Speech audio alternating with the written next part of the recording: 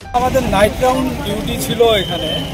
তো night round duty আমাদের staff এখানে দাঁড়ানোই ছিল। গাড়িটার কিছু একটা প্রবলেম হয়েছিল, গাড়িটা ঠিক করছিল।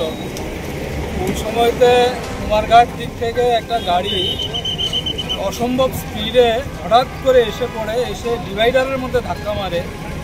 তো যারা এখানে ডিউটিতে ছিল তাদের একজনকে ড্যাশ মারে, ডাইরেক্টলি হিট করে। ওই হিটের ফলে আমাদের যে টিএসআরের জওয়ান ছিল মিলন দেববর্মা, 8 ব্যাটালিয়ন টিএসআরের, সে এখান থেকে প্রায় 20 ফুট দূরে উড়ে গিয়ে পড়ে গাড়ির ধাক্কায়। আর গাড়িটা ডিভাইডারে লাগার পরে একদম ফ্লাইং করে গিয়ে পাশের ড্রেনের মধ্যে গিয়ে পড়েছে, যেটা প্রায় 40 থেকে 50 ফুট হবে।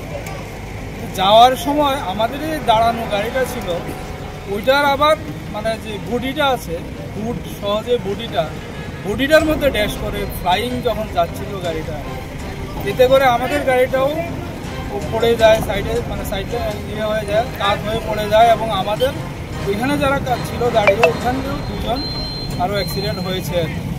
তো পরবর্তী সময় আমাদের সমস্ত officer, deputy commandant 8 battalion TSR, আমাদের ওসি, এসডিপিও, আদার অফিসার সবাই ভিজিট করেছে। আজকে আমিও এলাম এখানে ভিজিট করতে, দেখতে। আমাদের তো চেষ্টা রয়েছে এখানে বন্ধ করার জন্য, এবং গতকালকে রাত্রেবেলাও ডেভেলপমেন্ট ছিল, কিন্তু গাড়িটা এত এক্সেসিভ স্পিডে ছিল যে ওর আর গাড়ি নিজেরাই কন্ট্রোল করতে পারেনি, ও কন্ট্রোল করার মতো পজিশন ছিল না, যে কারণে অ্যাক্সিডেন্টটা হয়। এখন পর্যন্ত যেটা খবর, সিভিল গাড়িটার মধ্যে যারা 3 জন ছিল, স্পটে তো একজন মারা গেছে, এবং শুনেছি আরও 2 জন চিকিৎসারত অবস্থায় মারা গেছে।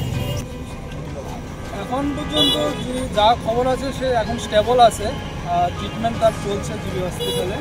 এখন পর্যন্ত স্টেবল আছে, আমাদের লোকজন এখানে দেওয়া আছে এবং ডাক্তারদের সঙ্গে কথা হয়েছে, গাড়ি কথা হচ্ছে। তো আপাতত স্টেবল আছে, বাকি ট্রিটমেন্ট চলছে, দেখা যাবে। হ্যাঁ, আমরা কিছুক্ষণ আগে আমাদের পুলিশ লাইনে ডিউটিরত অবস্থায় মারা গেলে আমাদের ফোর্সের লোক আমাদের যে নর্মাল সেলামি, শুট সেলামি, এই সমস্ত কিছু বিষয় থাকে, এগুলো কমপ্লিট করার পরে আমরা পরিবারের হাতে হ্যান্ডওভার করে দিয়েছি পরিবারের লোক।